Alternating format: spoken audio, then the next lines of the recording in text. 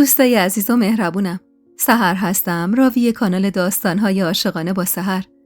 ممنون میشم با سابسکرایب کردن و به اشتراک گذاشتن ویدیوها به ما انرژی بدید. اون روز از اتاق حاجی اومدم بیرون و محمد رو دیدم که کنار هاجر خانم نشسته بود. هاجر خانم با دیدنم گفت: چی شد؟ پشت سرم اما حاج جعفر اومد بیرون و رو به محمد گفت: بکت خدا خبر بده بیاد. محمد از جا پرید: نکن حاج بابا. نمیگن حاج جعفر عروسشو نتونه ضبط و ربط کنه؟ حاج جعفر کلافه گفت: چه ربطی داره پسر؟ میگم یعنی خوبیت نداره زن و بچه برادر من و بچه شما از این ده بیرون بره. حاج جعفر نگاهی به محمد انداخت و گفت: چی زیر زبونت محمد؟ اونو بگو. من بشینی تا بگم. مغزم سوزن میشد. از احتمال حرفی که محمد میخواست بزنه تنم توی کوره میسوخت. رفتاراش و حرفاش نشون میداد کار به جاهایی کشیده میشه که نباید کشیده بشه. دلم میخواست داد بزنم و بگم دست از سرم بردارید. بذارید از این عمارت منحوس برم و خودم و بچم رو نجات بدم. ولی جرأتش نبود. من اونقدر تو اون دنیا بی پشت و پناه بودم و هیچی نداشتم که نمیتونستم با اون بچه تا 2 قدم اونورتر از حیاط عمارت برم. حاج جعفر به حرف اومد و گفت: محمد. بله حاج بابا، بشینید میخوام حرف بزنم. نشستن ولی من ایستاده بودم. حاجی نگاهی بهم کرد و گفت: بشین تابان. چشمی گفتم و نشستم و خدا میکردم حرفی که فکر میکنم و نزنه. که محمد گفت: راستش حاج بابا، از روزی که رسول مرده من همش دارم خودم و سرزنش میکنم. آخه باعث و بانی مردن رسول من بودم. حاجی سری به نشونه تأسف تکون داد. حرف ننداز وسط بابا. تقدیرش بود. نه خب، تقدیرش نبود. دعوا رو من شروع کردم. اومد واسه دفاع از من. اومد و اون بلا. به اینجای حرفش که رسید سکوت کرد. سکوتی که واسه من سالی گذشت. و بالاخره لب باز کرد و گفت: من باعث بیوه شدن زنش و یتیم موندن بچه‌ش شدم. پس الان که حرف ازدواج تابانه، من نمیتونم ببینم بچه برادرم و ناپدری بزرگ کنه یا اینکه زنش با یکی دیگه ازدواج کنه. حاج جعفر کلافه گفت: حرف آخر تو اول بزن محمد. خب تابان با من ازدواج کنه. نه از اینجا میره، نه تنهاست، نه بچهش توی خونه غریبه بزرگ میشه. قبل از اینکه کسی حرفی بزنه یا حتی من واکنش بدم، هاجر خانم واکنش نشون داد و گفت: چی؟ محمد گفت: مگه نمیخواستی واسم زن بگیری؟ از این موقعیت بهتر. هرگز حرفشم نزن محمد. یه بار خبط کردم، برا رسول این دختر رو گرفتم، نمیذارم باز تو. حاج جعفر وسط حرفش پرید: اگه تابان راضی باشه بهترین پیشنهاده. باورم نمیشد. انگار من اون وسط هیچ بودم. چطور میتونستن انقدر راحت درباره من و زندگیم تصمیم بگیرن؟ در حالی که من هنوز توی بهت و ناباوری بودم، هاجر خانم ادامه داد: این دختر بد قدمه. ندیدیم به سال نکشیده بچه‌مو فرستاسینه یه قبرستون. محمد اما گفت: چه ربطی داره ننه؟ رسول سر دعوایی که من رو انداختم مرد. دخلش به این زن چیه؟ همین که گفتم نمیذارم. مگه رو مرده من رد چی؟ بیش از اون سکوت جایز نبود. به حرف اومدم و با عصبانیت و بدون توجه به اینکه صدام بلند شده گفتم: حواستون هست دارید درباره زندگی من حرف میزنید یا نه؟ یهو ساکت شدن. انگار صدام بلند بود. چون مریمم از اتاق اومد بیرون و رو به جمع ما گفت: چیزی شده؟ هاجر خانم جلو رفت. دست مریم رو گرفت و آورد جلو و گفت: بیا که تو کم بودی. ببین شوهرت چی میگه. مریم هاج و واج ما رو نگاه میکرد و همینطور که نگاهش بینمون میچرخید گفت: چی میگه؟ میخواد زن بگیره. مریم سر به زیر و آروم گفت: خب خاله جون، شما تو دهنش انداختی. مگه پسر نمیخواستی ازش؟ بله که میخواستم.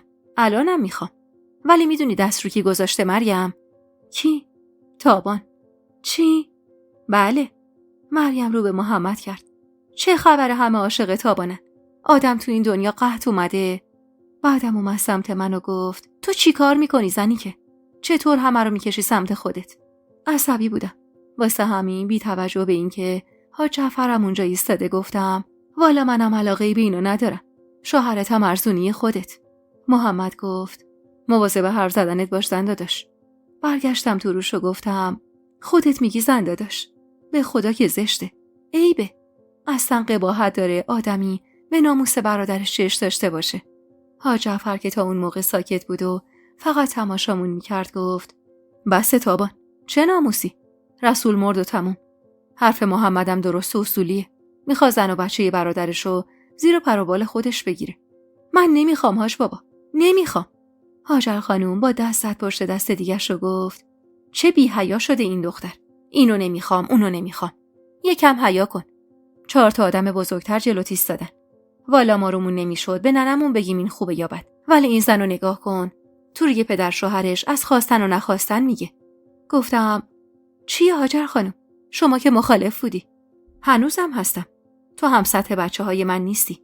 اون بارم خبط کردم. و رو کرد به محمد و گفت محمد این کارو بکنی شیرم و حلالت نمی‌کنم. حاج جعفرم تشری زد. زبون بده هم بگیر زن. هاجر خانم با دست توی دهن خودش کوبید و گفت آهان من لال، ولی اگه این کار بشه وسط حیاط خودمو از بین میبرم. محمد کلافه نگاهی به مادرش کرد. اما ننه هان چته؟ اگه زن میخوای خودم برات میگیرم، ولی این دختر هرگز. بعدم رفت توی اتاق. منم علی رو که گوشه‌ای بازی میکرد برداشتم و رفتم توی اتاق و در رو بستم. فقط همینو کم داشتم. از اون به بعد مدام این موضوع پیش کشیده میشد. راستش اینقدر اون مسئله برام حاد شده بود که دیگه به هیچی فکر نمی‌کردم. گاهی میشد چند روز میگذشت و من میدیدم حتی به جهانم فکر نکردم. حلیمه از ماجرا با خبر شده بود و میدید که من چه حالی دارم. اولش که ماجرا رو شنید گفت به نظرم موقعیت خوبیه. توقع این جوابو ازش نداشتم و گفتم کجاش خوبه دقیقاً حلیمه؟ بالاخره بچت همینجا پیش خانواده پدریش بزرگ میشه. گفتم ول کن منو حلیمه. خیلی دل خوشی به این خانواده دارم که بخوام باز بهشون شوهر کنم. تو چته تابان؟ چمه؟ معلوم نیست. ببین منو. اون موقع که دختر بودی و رسول ازت خواستگاری کرد این حال نبودی. راحت قبول کردی. حالا بیوه‌ای و با یه بچه باز همون موقعیتو داری. اون وقت چرا اینجوری میکنی؟ گفتم خب شاید مجبور بودم. چه اجباری؟ گفتم به نظر چه اجباری؟ یهو چنگی به صورتش انداخت و گفت خاک بر سرم. یعنی رسول دست درازی. سری به نشونه مثبت تکون دادم و حلیمه به آنی رنگ از روش پرید. نگاش کردم و گفتم تو چته؟ تموم شد و رفت. حتی رسولم مرد و تموم شد. هرچند بدبختیای من هنوز ادامه داره. حلیمه که هنوز ترسوی نگاهش بود گفت چه دل و جرأتی داشتی دختر؟ من دل و جرأت داشتم. میدونی اون روزا من چی میکشیدم؟ میمردم و زنده میشدم. خب چرا حرف نزدی؟ چی میگفتم حلیمه؟ به فکر نجات خودم بودم که نجات دادم و تموم. ولی حالا نمیخوام باز به اجبار شوهر کنم. گناه من چیه که رسول اون موقع بهم دست درازی کرد و مجبور شدم زنش بشم. و الانم تو این سن بیوه شدم با یه بچه. هان حلیمه گناهم چیه؟ تا آخر اون باید تاوان کار یکی دیگر رو پس بدم.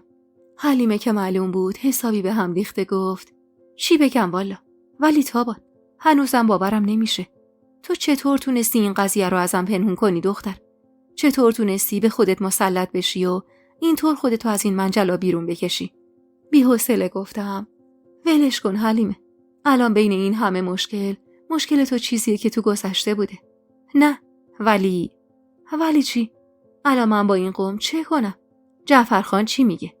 میگه بهترین فکره. حلیمه کمی سکوت کرد و ادامه داد تابان یه چیزی ازت میپرسم، راستشو به هم بگو.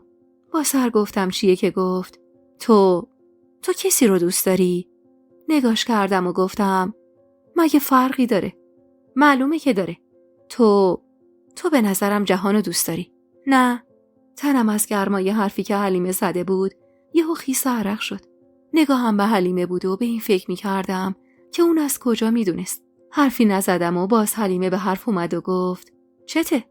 درسته یا نه؟ به خودم اومدم و گفتم این حرف از کجا در اومد؟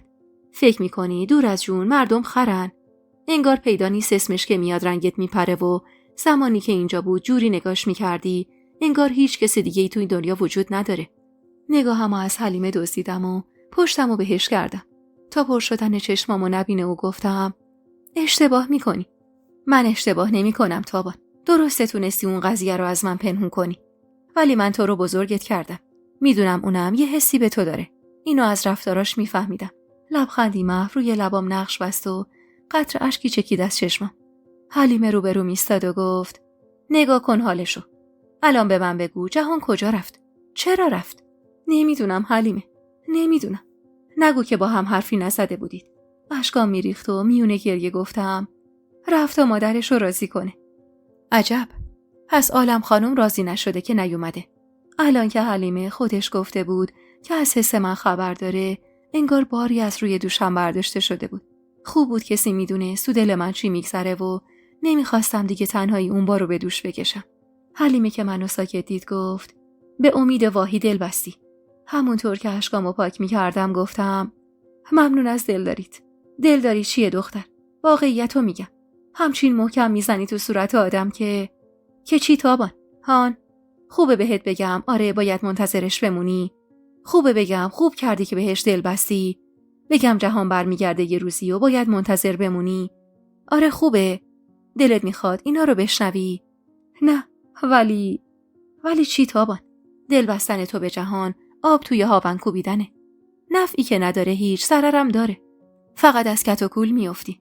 گفتم مگه دست من حلیمه؟ دله. لعنت به این دل. هرسی نگاش کردم و گفتم خیلی ممنونم ازت. خیلی ممنونم. آخه دختر یکم عقل. عالم خانوم تو رو به عنوان دختر خواهر خودشم قبول نداره. اون وقت میاد تو رو بگیره واسه پسر یکی دونه شاخ شمشادش و کلافه ادامه داد. بذار حالا که گفتم تا تهش رو بهت بگم. تو دختر شهلایی. آقات معلوم نیست کیه. خانواده مادرت خود شهلا رو قبول نداشتن. چه برسه به تو؟ از اینا که بگذریم بیوه‌ای با یه بچه. اونم بیوه پسر جعفرخان. کسی که عالم خانوم به خونش تشنه است. سرمو میونه دستام گرفتم و در حالی که قلبم از شنیدن این حرفا مچاله شده بود گفتم حلیمه من فقط جهانو دوست دارم. اونم منو. من نمیتونم ازش دل بکنم. حلیمه که انگار دلش به حال روزم سوخته بود اومد کنارم نشست. دستشو روی دستم گذاشت و گفت جهانو خیلی قبول دارم. یه پارچه آقاست. یه مرد بی‌نظیره که نصیب هر دختری بشه هیچی تو زندگی کم نداره.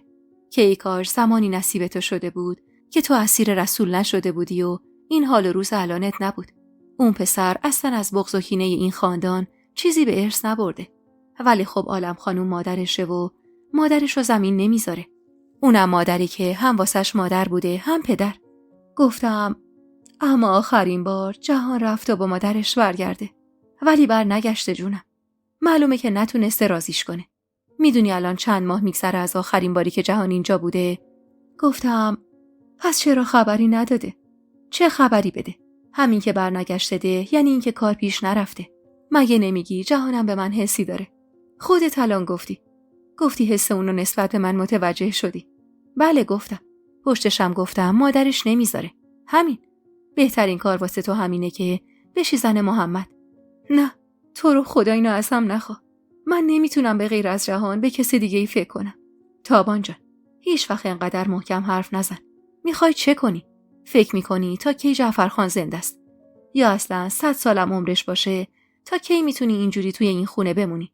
هان اصلا الان که محمد قصد و نیتشو نسبت به تو گفته فکر میکنی اگه جواب رد بهش بدی هاجر خانوم یا همین مریم اصلا اجازه میدن آب خوش از گلوی تو پایین بره؟ بلایی به سرت میارن که شبونه از این امارت فرار کنی. تازه بچه‌تم بهت نمیدن. تو که میدونی هاجر خانوم چطور مرغش یه پا داره.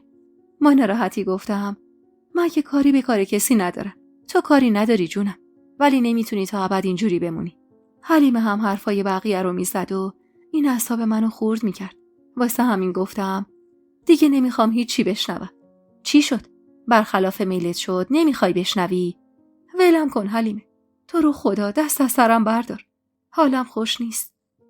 باشه. من دیگه چیزی نمیگم. ولی به پای جهان نشستن حماقته. نه اون برمیگرده نه عالم خانم تو رو به عنوان عروسش قبول میکنه. این خط اینم نشون. ولی من منتظر خبری ازش میمونم. از کجا معلوم؟ شاید هنوز داره تلاششو میکنه. 7 ماه جهان رفته. تابان 7 ماه. هیچ خبری ازش نیست. میفهمی یعنی چی؟ یعنی اینکه نمیخواسته باهات در ارتباط باشه. یعنی اینکه نتونسته مادرش رو راضی کنه. چرا؟ شاید اونم میخواد به این طریق تو رو رها کنه. چون نمیتونه رو حرف مادرش حرف بزنه. حلیمه حرف آخرش رو زد و از در اتاق رفت بیرون. همون جایی که ایستاده بودم نشستم و آروم آروم اشک ریختم. دلم پر بود. چرا همه ی مصیبت‌ها سر من می اومد؟ چرا جهان باید منو میون اون بیخبری رها میکرد و میرفت؟ لااقل می اومد و میگفت که نتونسته مادرشو راضی کنه. این که توقع زیادی نبود. اون شب و روزا و شبای بعدش هم گذشت. حرف خواستگاری محمدم از من دهن به دهن میچرخید و همه میگفتن محمد خان از بیوه برادرش خواستگاری کرده. ولی کسی نمیگفت تابان گفته نه. نمیگفتن تابان گفته نمیخوامش. مریم دیگه با هم کلام نمیشد. هرچند قبل از اونم نمیشد. اما الان شمشیر رو از رو بسته بود. هاجر خانومم سایه‌مو میزد و من هر بار که قضیه خواستگاری رو میشد میگفتم جوابم همونه. ولی انگار حاج جعفر و محمد کر میشدن موقع گفتن این حرف. یه روز بعد از خوردن صبحونه دنبال علی در حال راه رفتن بودم و با شیطنتاش لبخند کمجونی روی لبام نشسته بود. دیگه تقریباً 2 ساله شده بود و شیرین کاریاش روز به روز بیشتر میشد و من دلم ضعف میرفت واسه تک تک کاراش. غرق تماشاش بودم که در ساختمون باز شد و دیدم که محمد اومد داخل. هنوز لبخند کمجونی که از دیدن علی روی لبام نشسته بود روی صورتم بود که نگاهم نشست روی محمد. انگار به خودش گرفت که لبخندی زد و جلو اومد و آروم گفت با خنده خوشگل‌تری. با این حرفش خنده رو لبام خوش شد و خواستم حرفی بزنم که رفت سمت اتاقشون. محکم پامو زمین کوبیدم و زیر لب گفتم لعنت بهت، لعنت بهت. و این لعنت رو هر بار نثار محمد میکردم نثار جهانم میکردم. اون بود که منو رها کرده بود میونه زمین و آسمون. اون بود که نیومده بود تا من الان تو این منجلاب نیفتم. اون بود که با نیومدنش باعث شده بود الان اینا اینقدر روشون زیاد بشه که به همین راحتی منو واسه محمد بخوان. محمد طولی نکشید که از اتاق اومد بیرون. نزدیکم شد و گفت تو حیاط منتظرتم. زود بیا. ناخودآگاه گفتم چرا بیام؟ جوابمو نداد و گفت علی رو نیار. خودت هم زود بیا، خوشم نمیاد منتظر بمونم. هاج و واج وسط سالن ایستاده بودم. علی که دامنمو کشید به خودم اومدم. دیگه میتونست کمی حرف بزنه و با همون زبون شیرینش گفت ماما. بغلش کردم و گفتم جان ماما. دستشو برد طرف دهنش، یعنی که گرسنه است. حلیمه داشت توی ساختمون میچرخید که صداش زدم و گفتم بیا حلیمه. و با هم رفتیم داخل اتاق. رو کردم بهش و گفتم گاوم زایید. چرا؟ الان محمد گفته برم بیرون. بیرون چی کار؟ چه میدونم؟ گفت یا علی رو هم نیار. ببین منو تابان. بهترین کار برای تو. نذاشتم ادامه بده و گفتم بس حلیمه. اینقدر این حرفو تکرار کردی خودت خسته نشدی؟ میخوام بلکه از رو بری دختر. اینو ول کن. الان چی کار کنم؟ خب برو. کجا برم من؟ برو ببین چی کارت داره.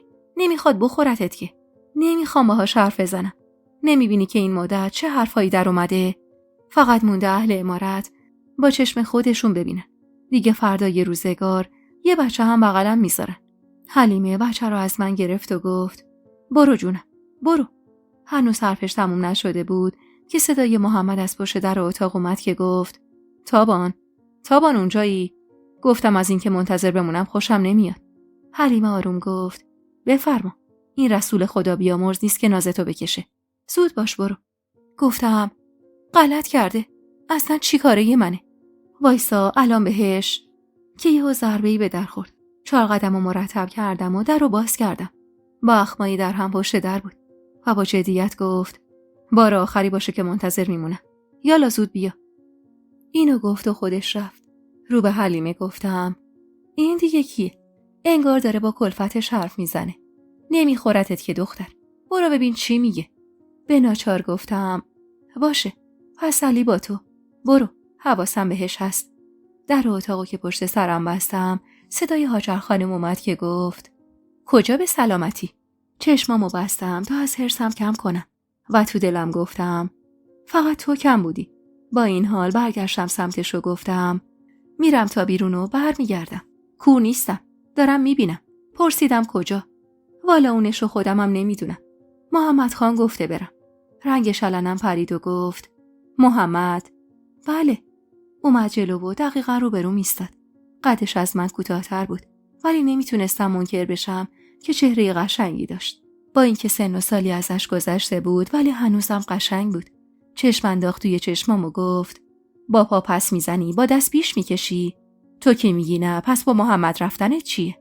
من نخواستم برم هاجر خانم. اون گفت برم. میگفتی نه و خلاص. به خدا گفتم. ولی پسرت حرف گوش کن نیست.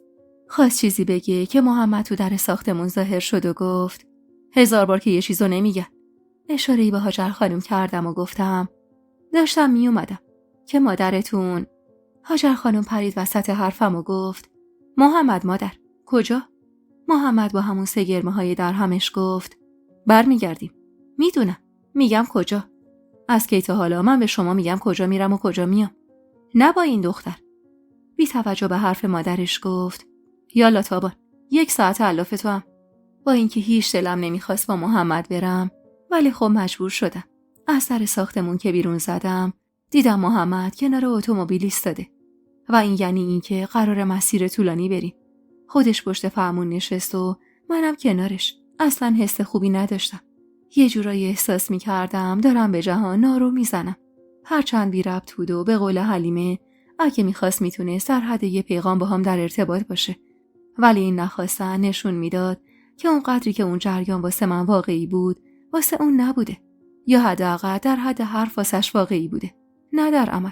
ولی خب از این که داشتم با محمد میرفتم حس خیلی بدی بهم میداد. توی سکوت میرفت و من حتی جرئت نمیکردم بپرسم کجا میره. کلاً آدم خشک و بدخلقی بود. کمی که رفت و از ده خارج شد کنار راه ایستاد و گفت بیا پایین. به اجبار پیاده شدم. شروع کرد راه رفتن و خب منم به اجبار دنبالش. کنار جوی آبی نشست و مشتی آب به صورتش زد و همونجا روی تخت سنگی نشست و زیر لب گفت میخوای همینطور وایسی اونجا؟ بدون هیچ حرفی نشستم روی تخت سنگی که همون نزدیکیا بود که آروم گفت خب بگو. چی رو؟ دلیل مخالفت تو. تمام جسارتی که داشتم و جمع کردم و گفتم نمیتونه این باشه که دوستت ندارم. یهو چشماشو بالا آورد و با غضب بهم نگاه کرد. یا آن به خودم لرزیدم. عجب غلطی کرده بودم. این رسول نبود که اینطور باهاش حرف زده بودم. انگار واسه یه لحظه اصلا یادم رفته بود کسی که روبروم نشسته نه رسول خوشخلقه نه جهان آروم و مهربون. اون محمد خان بود. کسی که اسمش که می اومد ترس میشست به جون همه. ولی حرفی بود که زده بودم و کاریش نمیشد کرد. سرمو زیر انداختم تا از نگاهش فرار کنم. کمی که گذشت با صدایی که از شدت عصبانیت خشدار شده بود گفت که دوستم نداری؟ تو توی رویا زندگی میکنی دختر؟ کی وقتی میخواد شوهر کنه به دوست داشتن فکر میکنه؟ جوابی ندادم. میترسیدم باز خراب کنم. صدام که در نیومد با داد گفت با تو هم. ترسیده گفتم هان. جوابمو بده. پس به چی فکر میکنن؟ پوزخندی زد. به موقعیت خودش و طرفش. خوب گوش کن و ببین تابان. تو بیوه برادرمی. در برابرش احساس دین میکنم. نمیخوام بچه برادرم زیر دست ناپدری بزرگ بشه. حالا این ناپدری میخواد شاهین باشه یا برادرزاده کت خدا یا هر ننه قمر دیگه‌ای. واسه همین مجبوری به هم جواب مثبت بدی. ولی همین که گفتم. داشت زور میگفت و من هر چقدرم که ازش میترسیدم اما آدمی نبودم که زیر بار حرف زور برم. واسه همین گفتم وقتی من نخوام. اما نذاش ادامه بدم که گفت من تصمیم میگیرم اما این زور و اجباره. مطمئن باش بعدش راضی میشی. من اونقدر هم آدم وحشتناکی نیستم. سرمو بالا آوردم و نگاش کردم و تو دلم گفتم عین دیو 2 سر میمونی. ولی جرأت به زبون آوردنشو قطعا نداشتم. از جا بلند شد و گفت خواستم بدون تهدید کارو پیش ببرم ولی انگار تو نمیخوای. منو ببین. اگه بهم جواب رد بدی علی رو ازت میگیرم و به کسی شوهرت میدم که ندونی کیه و از کجا اومده. قسم میخورم. خوب میدونی اگه حرفی رو بزنم سرش وای میستم. سرم بره حرفی که زدم نمیره. با عصبانیت از جا پریدم و گفتم با علی کاری نمیتونی داشته باشی. من که کاری ندارم. تویی که داری سنگ میندازی جلوی راه. اومد جلو. نزدیک شد. خیلی نزدیک بود و من از ترس دستام میلرزید. آروم توی گوشم گفت خوب میدونی که میتونم حاج بابا رو راضی کنم. یعنی فکر نکن از طریق حاجی میتونی کاری کنی. حاج بابا پدر منه و به این کار راضی. سرمو عقب کشیدم و گفتم هاجر خانم و مریم. هاجر خانمم راضی میشه. مریم هم مجبور راضی بشه. بالاخره ننم میخواست واسم زن بگیره. مگه مهین تونست کاری کنه که مرگم بکنه؟ تو فقط باید بله رو بدی. فکر این که بتونی از طریق یکی از اینا منو تحت فشار قرار بدیم از سرت بیرون کن. البته که باید بله بدی وگرنه اون روی منو میبینی. بعدم راه افتاد سمت اتومبیل.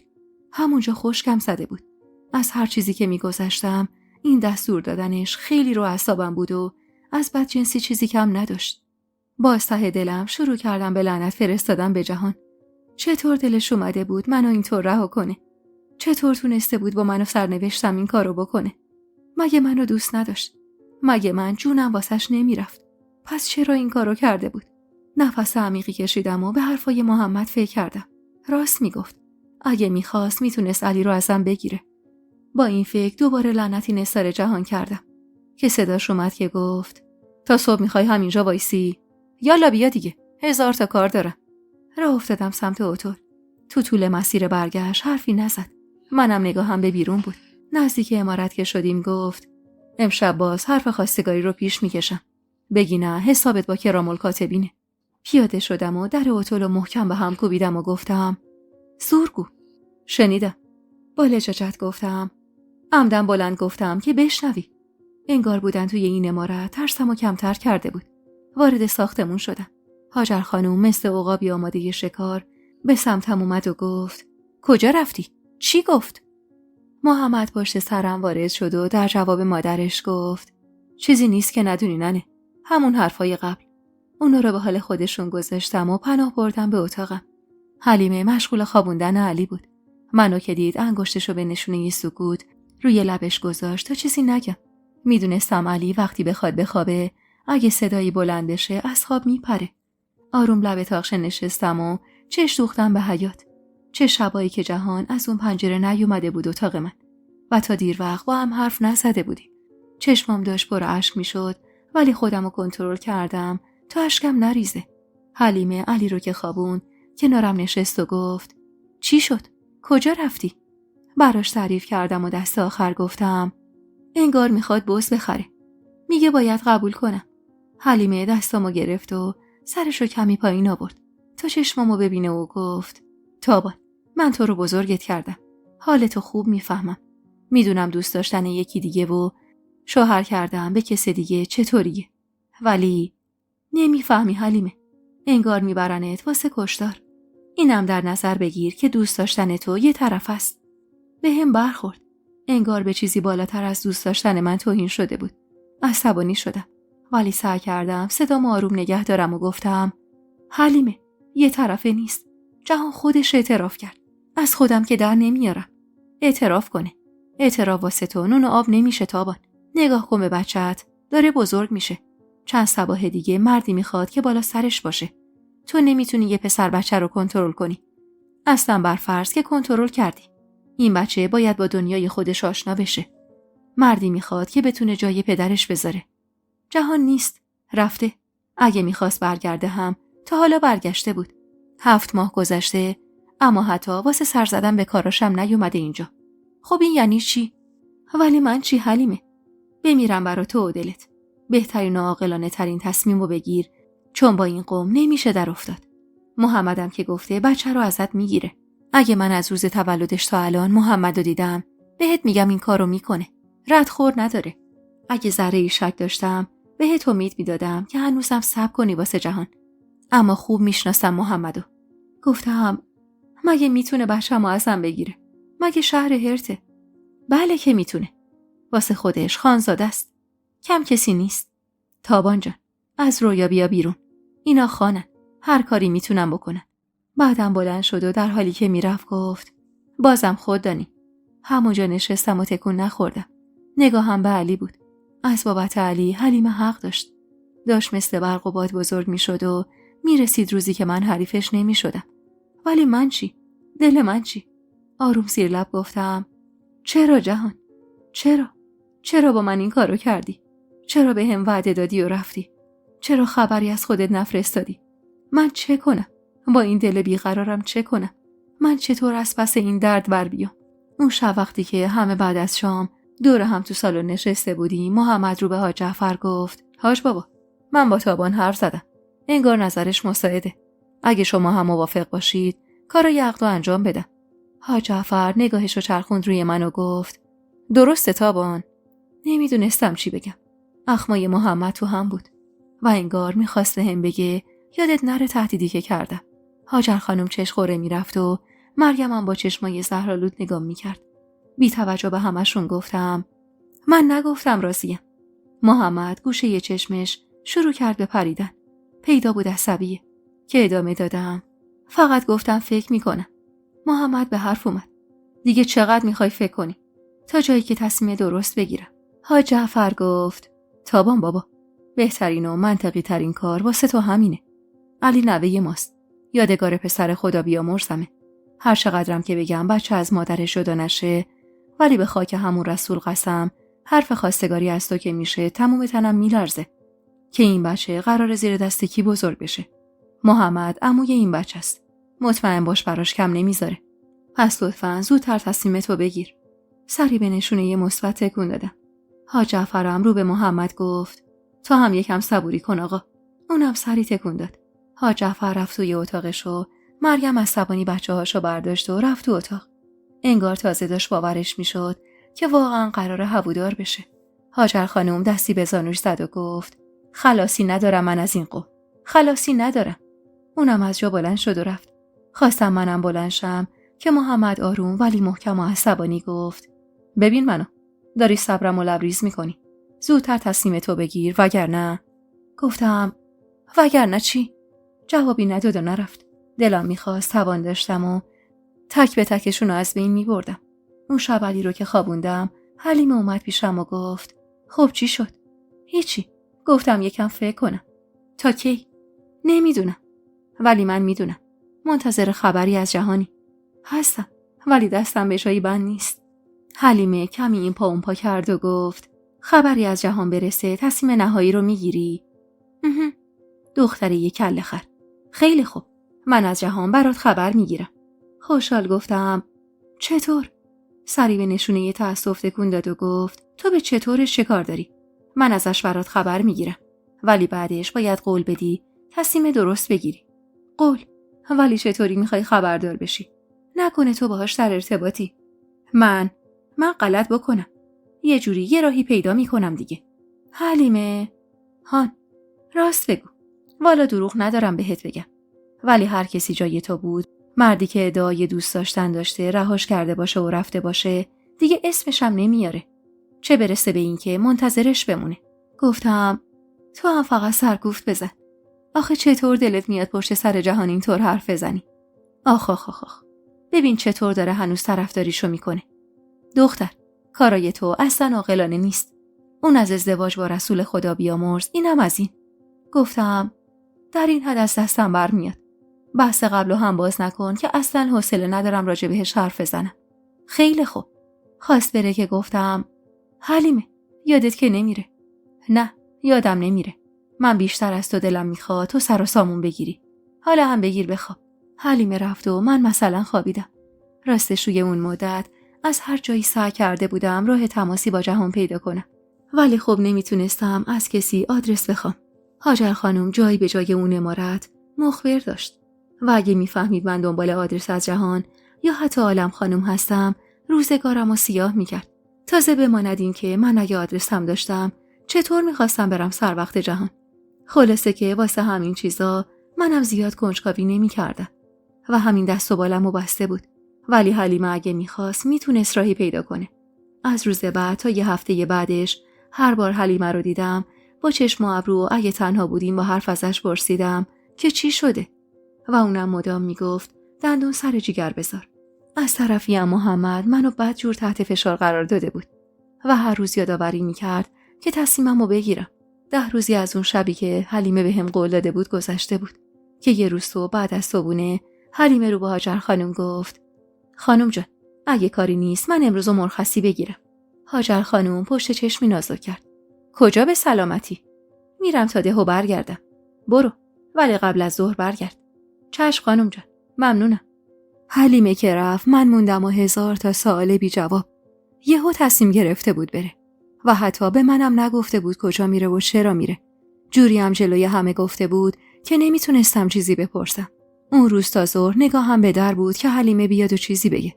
یه جورایی ته دلم حس می‌کردم قرار خبری از جهان برسه. اما ظهر گذشت و نیومد. سر سفره ناهارم هاجر خانم کلی غرغر کرد که این خدمه هم دیگه گوش به فرمان من نیستن و به حلیمه گفتم زود برگرده، اما نیومده. عصر شد و نیومد. نزدیکای غروب بود که بالاخره حلیمه اومد داخل. هاجر خانم توی سالن نشسته بود و حسابی برزخی بود. به محض دیدن حلیمه گفت: حلیمه، مگه من به تو نگفته بودم قبل از ظهر بیا؟ این قبل از ظهره؟ یه باره میستادی فردا می اومدی. این چه کاری بود که یهو پیش اومد و مجبور شدی اینطور ضرب‌العجلی کله سحرپاشی بری، بعدم تا غروب بر نگردی؟ حلیمه که پیدا بود ترسیده و دنبال جوابی میگرده که بتونه هاجر خانم قانع کنه، مکسی کرد و گفت: راستش خانم جان، روم سیاه. بلقیس یکم ناخوش بود. رفتم سراغ اون. بلقیس؟ پس چرا من خبر ندارم؟ چیز مهمی نبود. فقط من نگران شدم. هاجر خانم دست به زانو گذاشت و از جا بلند شد و گفت: خوب مهم نبود و تا این موقع اونجا بودی. پس برم رحیمه رو بفرستم سراغش. حلیمه یهو هول کرد: نه خانم جان، میدونید که میونه خوبی ندارن. بلقیس هم ناخوش احواله. یه وقت میپرم به هم، ناراحتی سر میاد. هاجر خانم بی تفاوت چونه‌ای بالا انداخت و گفت: من خواستم خوبی کنم، اما انگار به رعیت جماعت خوبی نیومده. بعدم رفت سراغ کارش. حلیمه سری اومد توی اتاق، در و بست و تکیه داد به در و نفسشو پر صدا بیرون داد و گفت: ای خدا بگم چی کارت کنه تابان. 1000 تا دروغ به هم بافتم. گفتم: به من چه؟ اصلا کجا رفته بودی؟ واقعا بلقیس مریضه؟ یعنی تو از صبح تا حالا پیش بلقیس بودی؟ اونقدر عصبی و کلافه بود که گفت: به تو چه؟ گفتم: وا، خب خودت داری میگی تقصیر من بوده. منم دارم میپرسم. خوبه بشین تا واسط بگم. نه، مریض نیست. شانس بیارم این 2-3 روزه هاجر خانم نبینتش. گفتم: پس رفتی ده چیکار؟ به جای این حرفا پاشو یه لیوان آب بده دستم. گلوم خشک شده. بذار یه چیکه آب بخورم، میشینم واسط تعریف میکنم. لیوان آبی به دستش دادم و نشستم روبروش که گفت: رفتم با جهان خان تماس بگیرم. متعجب گفتم: تماس بگیری؟ از کجا؟ از شهر. باورم نمیشد. حلیمه از صبح تا حالا رفته بود که بره شهر. نزدیکترین شهر به ما 1 ساعتی فاصله داشت. تو شهرمون تلفن خونه بود و اگه کار واجبی بود مردم باید میرفتن از اونجا با قوم خویششون تماس میگرفتن. چون هنوز توی روستای ما تلفن خونه ای نبود. هرچند که مدت‌ها بود محمد پی این بود تا تلفن خونه ای تو روستا را بندازن. اما هنوز موفق نشده بود. هم ذوق کرده بودم، هم نمیدونستم حلیمه چطور رفته. واسه همین پرسیدم: تو شهر تلفن خونه چطور آخه؟ 10 روز آزگاره. از روزی که بهت قول دادم تا همین امروز منتظر بودم آقا ظفر یه سر بیاد روستا. میدونی که همیشه از شهر جنس میاره. جنسشو هم که میاره برمیگرده شهر و میره تا 10 روز دیگه. مجبور شدم کلی بهش پول بدم تا منو ببره و برگردم. سوق زده از این زحمتی که حلیمه واسم کشیده بود گفتم: الهی قربونت برم. ببین واسه من چقدر زحمت افتادی. حالا بگو ببینم تونستی باهاش تماس بگیری؟ نیشه تو ببن. آره. شماره رو از کجا آوردی؟ تو به اونش چی کار داری؟ پیدا کردم بالاخره. ناسلامتی از وقتی چشم باز کردم تو همین عمارت بودم. بالاخره 4 تا آدمو دارم که برام یه کارایی انجام بدن. خیلی خوب. بگو چی شد؟ کسی جواب داد: چی می‌خواستی بشه؟ همونی که من گفتم شد. تو اینجا بشین و زندگیتو نابود کن، اون سر زندگی خودش باشه. با این حرفش یهو انگار یه سطل آب یخ روم خالی کرد و وا رفتم و گفتم: یعنی چی سر زندگی خودش باشه؟ یعنی اینکه آقا زن گرفته. واسه اینکه یه دفعه جیغ نکشم دستمو گذاشتم رو دهنم و گفتم: چی؟ چه خبری؟ میخوای اهل عمارتو خبر کنی؟ با من شوخی نکن حلیمه. من آدم بی جنبه‌ایم. شوخی چیه؟ میگم زنگ زدم. حرف زدم. با کی؟ با عالم خانم حتما. نه خیر. از وقت خوشمون جهان خان برداشت و با خودش حرف زدم. یعنی خودش گفت زنگ گرفته؟ بله، خودش گفت. عصبی خندیدم و از جا بلند شدم و طول اتاق قدم میرفتم. داشتم از شنیدن این خبر دیوونه میشدم. نه، امکان نداشت. این دروغ بود. دست آخرم رو به حلیمه کردم و گفتم: دروغ میگی. من میدونم به خاطر اینکه من ازش دل سرد بشم این حرفا رو میزنی. جهان ابداً همچین کاری نمیکنه. چرا نکنه؟ بعدم مگه مریضم بخوام دل سردت کنم؟ باهاش حرف زدم. گفتم چند وقتیه ازتون بیخبریم و اینا. گفت درگیر کار و زندگی بودم. گفتم خیر باشه. گفت ایشالله خیره. گفتم تابان نگران حالتون بوده. گفت پیغوممو بهش برسون. مستحصل نشستم و گفتم چه پیغومی حلیمه؟ جون به لبم کردی. گفت بهت بگم خیلی شرمنده است از اینکه نتونسته به قولی که بهت داده عمل کنه و اینکه نامزد کرده و چند وقت دیگه هم عروسیشه. گفتم شرمنده؟ اینجوری گفت. نه، من هنوز باورم نمیشه. جهان امکان نداره این کارو بکنه. اصلا جهان اینطور آدمی نیست. این کارو نمیکنه. من میدونم. نمیکنه. کرده دیگه. تابان به خودت بیا. گفتی خبری ازش بگیری دیگه پیله نمیکنی. نه، من قبول نمیکنم. بعدم گفته نامزد. اصلا ممکنه 1000 تا اتفاق بیفته و عروسی سر نگیره. از کجا معلوم عروسیشون سر بگیره؟ دختر، میگم خودش گفت چند وقت دیگه عروسیشه. امکان نداره حلیمه. اگه راسته پس چرا اهل این امارت خبر ندارن؟ چه میدونم؟ اینو دیگه برو از خودشون بپرس. من کاری که باید میکردم و کردم. تو این 1-2 هفته 1000 جور بدبختی کشیدم تا بفهمم این مرد کی میاد و کی میره، تا اینکه بتونم به بهونه‌ای از هاجر خانم اجازه بگیرم و از در این خونه برم بیرون. اون وقت حالا این جوابته. من حرفی رو که باید میزدم زدم. دیگه بقیه‌اش با خودته. اینا رو گفت و بلند شد که بره که جلوشو گرفتم و گفتم شماره رو بده. میخوای چیکار؟ میخوام خودم باهاش حرف بزنم. اصلاً چرا؟ نمیذارم تا این حد خودتو کوچیک کنی. زنگ بزنی بگی چی؟ هان؟ بگی من منتظرت میمونم تا موهام مثل دندونام سفید بشه. تازه تو فکر کردی مثل من میتونی بری شهر رو راحت برگردی؟ همین منم که رفتم و برگشتم 1000 خطر رو به جون خریدم. اگه باد به گوش هاجر خانم برسونه بیچاره میشم. گفتم ولی حلیمه عصبانی گفت ولی چی؟ اون پی زندگی خودشه، تو هم آروم بگیر و بشین سر زندگیت. فکر آینده بچت باش. میخوای بچه‌تو ازت بگیرن؟ حلیمه اینا رو گفت و از اتاق رفت بیرون و من موندم و آواری که رو سرم خراب شده بود. اون روز برای نهار بیرون نرفتم و حلیمه اومد دم در اتاق و گفت چرا نمیای سر سفره؟ اشتها ندارم. سرم درد میکنه. خواست بیاد داخل و چیزی بگه که دست جلوش گرفتم و گفتم هیچی نگو حلیمه. خب اصلا حوصله ندارم. سری تکون داد و رفت بیرون.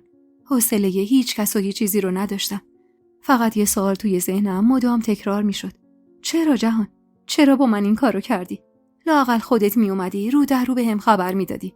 نه اینکه بعد از 7 ماه تازه اونم من ازت خبر بگیرم و بفهمم که همه ی فکر و خیالام باطل بوده. چطور دلت اومد؟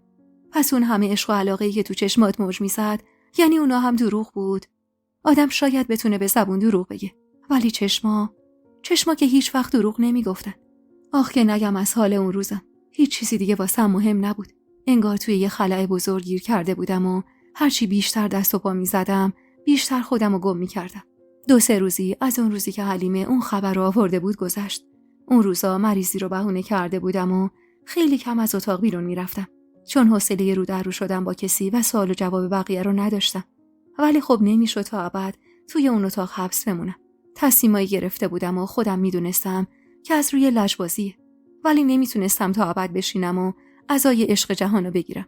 اونم زمانی که اون داشت واسه خودش زندگیشو میکرد و دسته یه دختر دیگر رو آورده بود و وارد زندگیش کرده بود. چطور به همین راحتی تونسته بود منو از قلبش بندازه بیرون و یکی دیگر رو جایگزینم کنه؟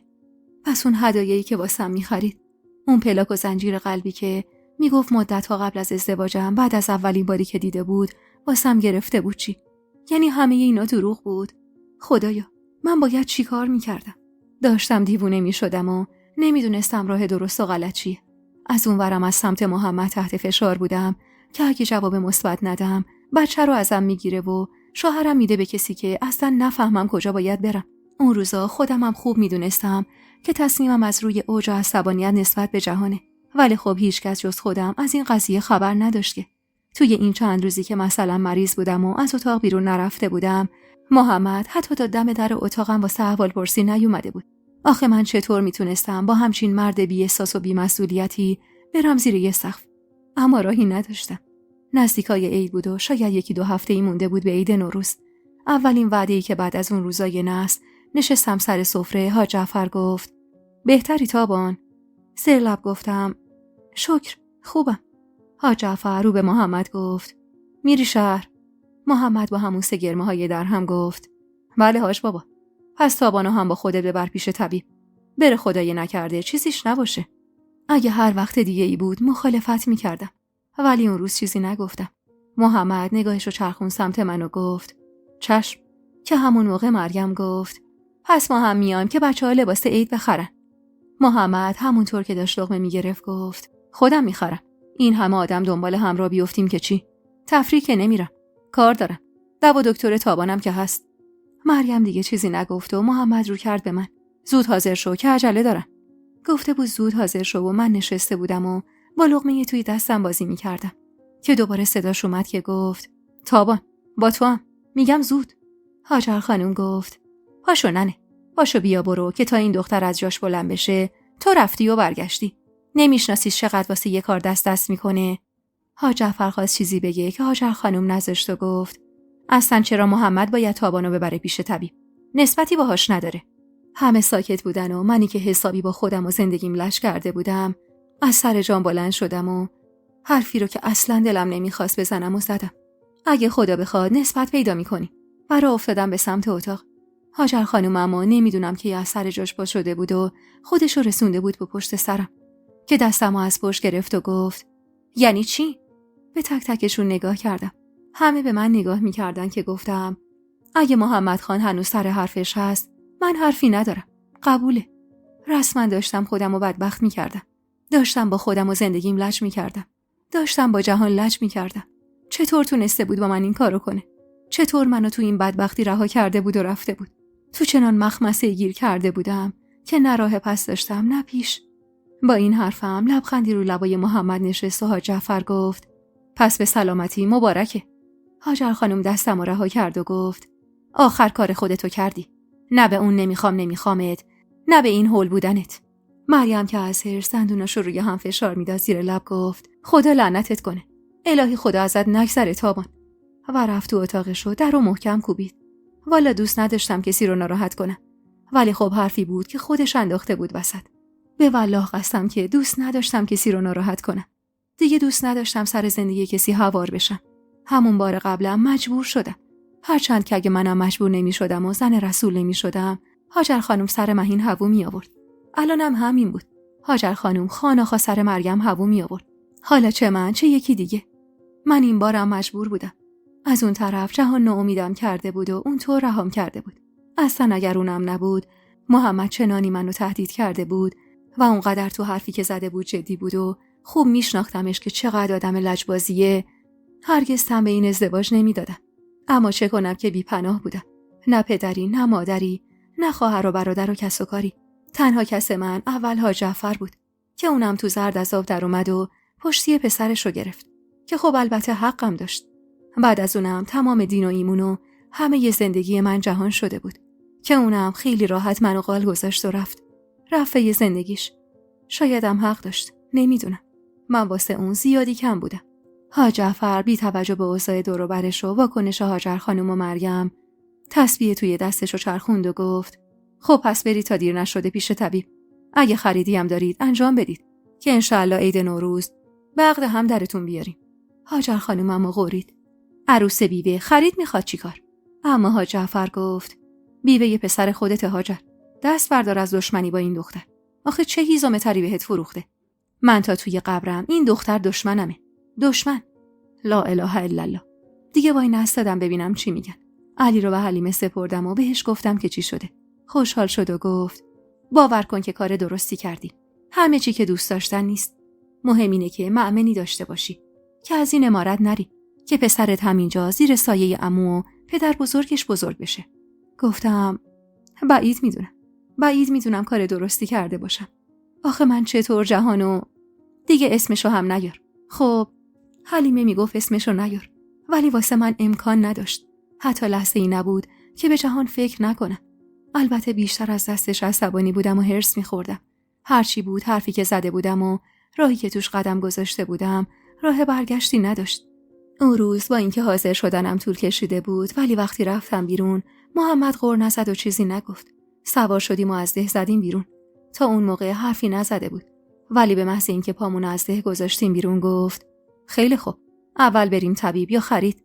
گفتم نیازی به طبیب نیست. حالم خوبه. پس چرا چند روز خودتو تو اتاق حبس کرده بودی؟ نمیدونم. شاید میخواستم تصمیم درستی بگیرم. و گرفتی. پرغیظ و غضب گفتم فقط به خاطر علی. همینم خوبه. پس بریم اگه چیزی میخوای بگیر. منم کارم رو راه بندازم و برگردیم. سکوت کردم و هیچی نگفتم و چشم دوختم به جاده. و بقیه مسیر همینطور توی سکوت گذشت. به همین حد بی احساس با قضیه برخورد کرده بودم. چون محمد نه تنها به جهان که حتی به رسولم شباهتی نداشت. رسول هر چی که بود آدم خوشمشرب و گرمی بود. با همون حرف زدن عادیم آدمو جذب خودش میکرد. تازه من به همونم هیچ وقت علاقه‌مند نشدم. ولی محمد انگار ترجیح میداد توی سکوت زندگی رو پیش ببره. اون روز با اینکه اصلا دلم نمیخواست برم خرید، اما هول یه سری وسیله خریدیم و برگشتیم ده. محمد اونقدر ساکت و بد اخلاق و بی احساس بود که واقعا نمیدونستم آیندم با اون به کجا ختم میشه. وارد خونه که شدیم اولین کسی رو که دیدم معصومه بود.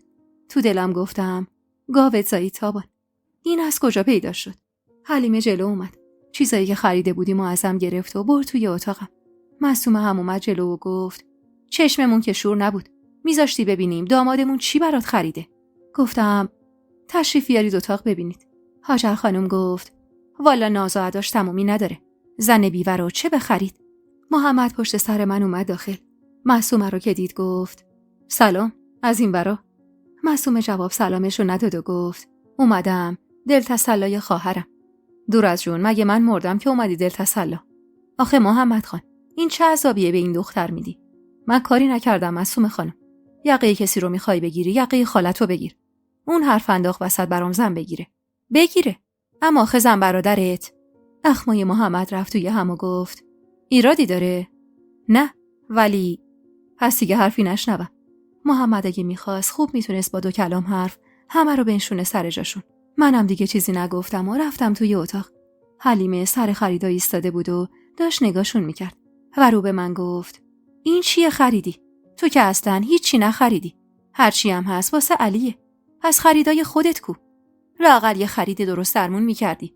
گفتم من هیچی لازم نداشتم. تازه مگه نمیبینی همینم خاره تو چشمشونه. تو کاری به اونا نداشته باش. ببینم محمد خان مهربونه یا نه. کلافشونهی بالا انداختم و گفتم چه فرقی میکنه؟ مگه من از روی عشق و علاقه باهاش ازدواج کردم؟ تهدیدم کرده، خواسته بچه‌مو ازم بگیره، مجبور شدم. میفهمی حلیمه؟ خیلی خوب، چرا جوش میاری؟ یه کلمه پرسیدم، عین آدم جواب بده. گفتم چی بگم؟ من که چیزی ازش ندیدم. فقط و فقط به خاطر علی این کارو قبول کردم. بعدش هم مگه تو خودت نمیشناسیش؟ همیشه اخمالوده و عصبانی. میدونم، ولی گفتم شاید تو خفا با زن و بچه یه جور دیگه رفتار کنه. بعدش هم انشالله برا خودت هم خوب میشه این وصلت. نه فقط واسه بچت. بی‌حوصله نشستم گوشه اتاق و در حالی که داشتم پاهامو ماساژ میدادم گفتم چشمم آب نمیخوره حلیمه. نه مریم مهینه که صداش در نیاد، نه محمد رسول که پشتم وایسته. این 2 برادر هیچ چیشون به هم نرفته. رسول هر کثافتکاری داشت، حداقل اخلاقش خوش بود. 2 کلمه حرف قشنگ به آدم میزد. البته که همونم نتونست با اون کارو تو دلم جا باز کنه. چه رسد به این بدعنق؟ از کجا میدونی آخه؟ خب پیداست، مگه خودت نمیبینی؟ بعدش هم ازدواجی که رو اجباره هیچ وقت به سرانجام نمیرسه. همونطور که با رسول به سرانجامی نرسید و هیچ وقت علاقه‌ای بهش پیدا نکردم. حلیمه سری تکون داد و خریدا رو گذاشت گوشه اتاق و رفت دنبال کارش. روزا میگذشت و به روز اول عید نزدیک میشدیم. توی اون مدت من اونقدر کم بیرون می اومدم از اتاقم که فقط هر از گاهی سر سفره شام محمدو میدیدم. هر از گاهی هم سر صبونه. اونم سعی میکردم اصلا باهاش چش تو چشم نشم. قرار بود روز اول عید عقد کنون ما باشه. حاج جعفر چند تا از اهالی دههای اطراف رو هم دعوت کرده بود و من این وسط منتظر بودم ببینم جهان عالم خانمم دعوت شدن یا نه. 2 روز مونده به عقد کنون یکی از آدمای امارت اومد دم در ساختمون و گفت خان مهمون دارید. حاج جعفر گفت خیر انشالله. کسی قرار نبود بیاد. نصیر خان و پسرش اومدن. حاج جعفر آروم گفت دیر هم کردن. بعدم رو به من گفت هرچی گفتن تو چیزی نمیگی. خب من از همه جا بی خبرم گفتم چشم. نصیر خان شاهین اومدن داخل و سلام احوال پرسی کردن و نشستن و نصیر خان رو به من گفت مبارک باشه، خبر خوب رسیده. فهمیدم خبر رو به گوششون رسیده و سرمو انداختم پایین و گفتم سلامت باشید. بعدم رو کرد به حاجی و گفت از شما چه خبر؟ سلامتی. خبری نیست. خبر رو دست شماست. شنیدم که جهان سهمش رو میخواد بفروشه. یهو با شنیدن اسم جهان گوشام تیز شد که نصیرخان گفت جهان اهل کار کردن تو اینجا نبود. یه مدتی هم که مونده بود واسه من جای سوال داشت. آدمی که تو شهری مثل تهران بزرگ شده باشه با ده نمیتونه سازگار بشه. حاج جعفر گفت حالا خریدارم پیدا شده؟ یکی پیدا شده. یعنی خود جهان فرستاده تا ببینیم چی میشه. ناخودآگاه آروم گفتم لطفاً سهم من فراموش نشه. منم از اون زمین سهم داشتم. نگاه همه چرخی سمت من. شاهین که پیدا بود از همون لحظه ورودش عصبانیه خواست چیزی بگه که نصیرخان دست روی زانوش گذاشت و اجازه نداد و بعد کمی توی جاش جابجا شد و گفت سهم. حرفی زده بودم و باید ادامه‌ش رو میدادم. مگه نه اینکه قرار بود خیلی وقت پیش سهم منو بدن. پس باید حرف میزدم و میگفتم. واسه همین لب باز کردم و گفتم بله قرارمون همین بود. ولی انگار شما یادتون رفته. نگذاشت و نبرداشت و گفت حق و حقوقت از شوهر خدا بیامرز تو گرفتی؟ نگاهم افتاد به حاج جعفر. اخمی بین ابروهاش خودنمایی میکرد. بهم گفته بود ساکت باشم و من به حرفش گوش نداده بودم. خدا رو شکر میکردم که محمد نبود. وگرنه عصبانیت اون چیز جدایی بود و قابل قیاس با عصبانیت حاج جعفر نبود. نصیرخان باز به حرف اومد و گفت جوابمو ندادی. گفتم اونو میگیرم. پوزخندی زد. البته کار جعفر درسته. از این جیب به اون جیب. حاج جعفر دلخور گفت چی میگه واسه خودت نصیر؟ خوب میفهمی چی میگم جعفر. حق و حقوق این دختر رو ندادی مثل همون وقت که حق و حقوق خواهر منو ندادی. حالا هم عقد اون یکی پسرت میکنی. نه خانی اومده نه خانی رفته. درسته؟ نصیر مهمون منی احترامت واجب. ولی مواظب حرف زدنت باش. والا جعفر نه برای دیدار اومدم نه سرسلامتی نه چیز دیگه‌ای.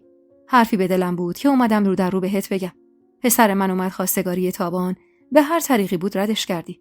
حاج جعفر گفت من رد نکردم. تابان خودش نخواست. بله برای شاهین خواستن و نخواستن تابان مهمه. ولی واسه پسر تو نه. برای اونم مهمه. ولی من شنیدم تابان ناراضی بوده. حاج جعفر کلافه شده بود و گفت همچین چیزی نیست. درسته یه مدت فکر کرد. ولی ناراضی نه.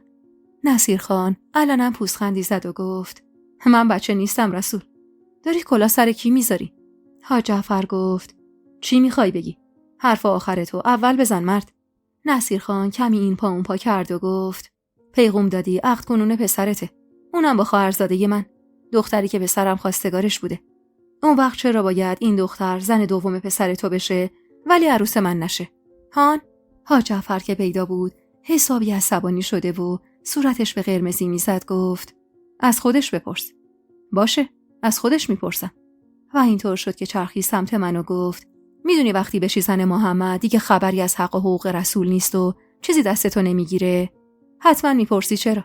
چون بالاخره دوباره عروس همین امارتی میفته دست محمد و هیچ به هیچ. هر چند راست میگفت. ولی من مگه راه دیگه ای داشتم؟ مگه با اون تهدیدی که محمد منو کرده بود میتونستم بگم نه؟ اصلا از اونا گذشته. بین شاهین و محمد و حتی بین جعفرخان و نصیرخان من جعفرخان رو انتخاب میکردم. من عمری با اینا زندگی کرده بودم. واسه همین گفتم شاید دلیل شما هم برای خواستگاری از من با عنوان خواهرزادتون همین بوده. نه اینکه سهم من از ارث مادرمو ندید و بیفته دست شاهین خان. درسته؟ لبخندی روی لبای حاجی نشست و نصیرخان گفت الحق که دختر شهلایی زبونت نیش داره. از قدیمم گفتن زبان سرخ سر سبز میدهد به باد. ببینم که این زبونت کار دستت بده. بی تفاوت به حرفاش گفتم حرف حق تلخ دایی جان. و اینکه اینم بگم که توی دلم نمونه. میدونم که شاهین خان زن و بچه داشته. یعنی اینکه همچین ازدواج اولش هم نیست. نصیرخان که دیگه ظرفیتش تکمیل شده بود رو کرد به شاهین و گفت یالا بریم که اومدنمون از همون اول اشتباه بود. پدر و پسر از جا بلند شدن. حاج جعفر اما گفت بشین نصیر. چرا دلخور میشی؟ دلخور؟ نه دلخور نشدم. عزت زیاد. سهم تو رو هم جدا میکنم تابانو واسط میفرستم بیای واسه گرفتنش. شاید توقع تشکر داشت ولی حقم بود. واسه همین گفتم منتظرم. اونا که رفتن حاج جعفر رو کرد به من. باریکلا خوشم اومد. خوب جوابشو دادی. گفتم جواب دادم حاج بابا، ولی این به معنای این نیست که از حق رسول میگذرم. نه برای خودم، برای علی و آیندش میگم. هاجر خانم که تا اون لحظه ساکت بود گفت خیلی بی چشم و رو و وقیحی. سر زدم تو چشماش و گفتم من. حاج جعفر که انگار از حرف من جا خورده بود گفت بسه، یکی به دو نکنید، تو فکرش هستم. میدونستم هیچم تو فکرش نیست. درسته آدمی خوبی بود و همه جا هوای منو داشت، ولی خب پای پول و دارایی که وسط اومده بود متوجه شده بودم که سعی میکنه از زیرش در بره. رسول چیزایی واسه خودش داشت و قانوناً به من و علی تعلق میگرفت، ولی حاج جعفر تا اون موقع حاضر نشده بود اونا رو به ما بده. حاجی که رفت هاجر خانم گفت عین ننه چشم سفید و بی چشم و روی. گفتم هیچ خوشم نمیاد در مورد مادرم بد بگید. من به خوش آمد تو کاری ندارم، واقعیتو میگم. اینو گفت و رفت. منم برگشتم تو اتاقم. روزی که فرداش قرار بود عقد کنون من و محمد باشه، مریم وسایلش رو جمع کرد و بچه‌هاشو هم برداشت و رفت خونه معصومه. هرچی هم هاجر خانم ازوجز کرد که نره، مریم راضی نشد و گفت این نونی بود که خود شما گذاشتی تو دامن من خاله، وگرنه محمد کجا حواسش به زن دوم بود. از بس تو گوشش خوندی آخرش این شد. واسه مهین حداقل تا 4 صبر کردید، اما واسه من بدبخت که خواهرزادتون بودم سر 3 اسم زن دوم آوردید. هاجر خانم اما حق به جانب گفت مگه من تابانو میخواستم؟ چه فرقی داره خاله؟ تابان نباشه یکی دیگه. مهم اینه که شما شروعش کردی. خوب خودت هم اول 3 دختر آوردی. اون وقت حاج بابا باید سر تابو می آورد. البته که اگه مادر شوهری مثل خودتون داشتین می آورد.